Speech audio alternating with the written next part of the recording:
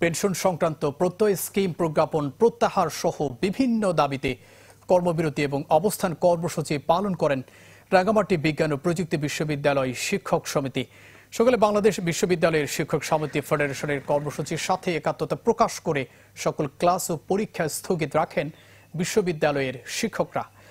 এ সময় সমাবেশে বক্তারা অভিযোগ করেন, অর্থ মন্ত্রণালয়ে ঘোষিত নতুন পেনশন স্কিম শিক্ষকদের মধ্যে বৈষম্য তৈরি করবে। অনেকেই এই পেশায় আসার আগ্রহ হারাবে। ১ জুলাইয়ের আগে সিদ্ধান্ত বাতিল না হলে বৃহত্তর কর্মসূচির হুঁশিয়ারি দেন তারা।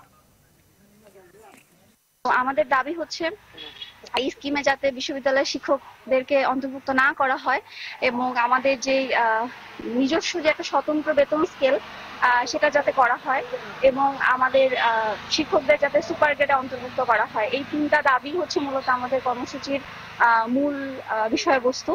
নগদের কাছে সব গ্রাহকই প্রিয়, তাই তো সারা দেশে ক্যাশ আউট চার্জ সবচেয়ে কম।